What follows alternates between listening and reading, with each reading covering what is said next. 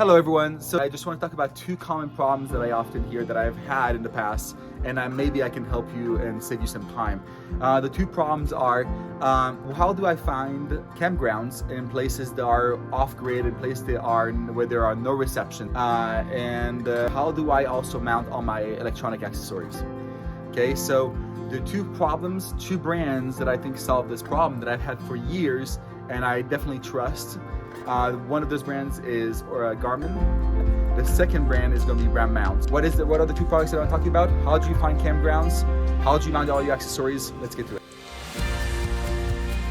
So RAM mounts are pretty awesome. So this is what I really enjoy about the Garmin, and also what's cool about it is that you can actually connect additional cameras.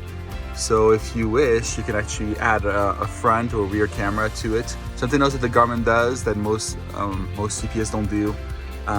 This Garmin actually connects to my Garmin Mini, and so when I'm traveling, if I have no reception, I can actually send through my Garmin Mini. I can actually send text through GPS, and now this also connects to my Garmin watch, the Garmin Phoenix line, which also has all the maps embedded into it. So I can pretty much communicate through my Garmin Mini with my watch or my Garmin Overlander in case of an emergency, or if I have depending on the plan that I chose for the Garmin Mini, I could just communicate with people, just letting them know where I'm at and so on, even though I have no reception. For the mounts, here you can see I have the RAM mount on the RAM rail. So I screw this on with 4 screws or a double-sided tape, 3M double-sided tape onto this plastic. This is replaceable if you want to, but as you can see, if I step back, the rail is invisible, so I can just remove those balls if I want to and remove all the accessories and have this clean factory look. The RAM X grip it's a very solid mount for your phone.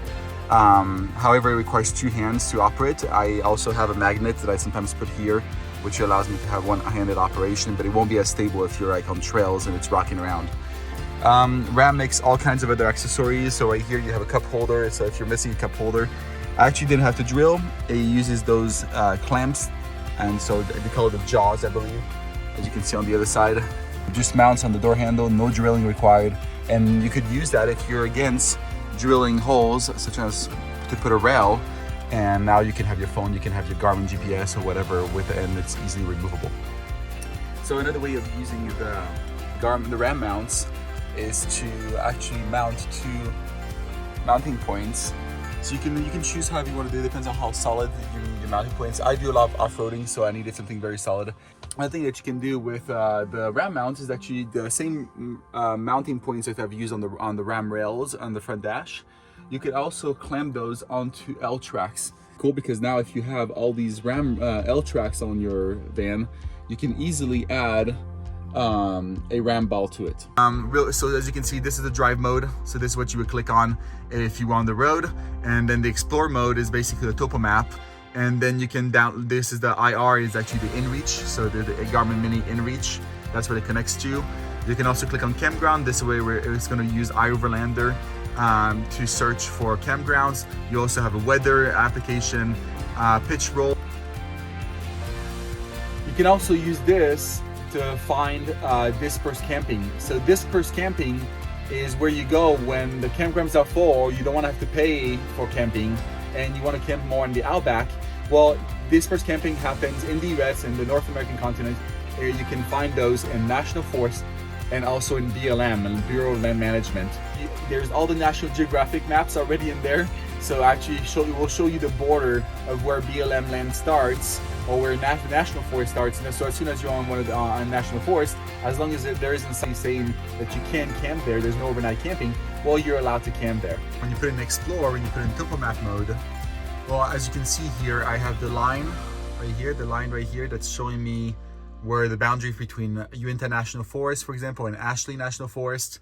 But also in topo map, I can zoom in, and now I have all this trail system. As you can see, the FR means forest road. Forest road is where I'm allowed to camp. I'm in a national forest. So it shows me all these little trails. If there's a campground that I really like in this area, I can go and create a waypoint. I can create a little flag, and this will be permanently saved. And so next time, if I want to come back to this campground, all I have to do is just go on my waypoint, put, for example, Uinta campground, and then it will automatically bring me back to this exact campground. Thanks for watching. I hope you enjoyed the content. If you like the video, please press subscribe. I need 1,000 subscribers in order for me to dedicate more time to this hobby of mine. Okay, I have a full-time job and I would love to create more value to you and to the community, but in order to do so, I need 1,000 subscribers. So please press subscribe and like on the video. Also, if you go on gearforexperiences.com, I sell all kinds of wearables. I have t-shirts, sweatshirts, hats, and mugs, and whatnot. I give a portion of the profit, I give it to trail foundations. The goal is to protect nature, but also to keep those trails open so we can go out and explore. Thank you very much. Merci et bonne journée.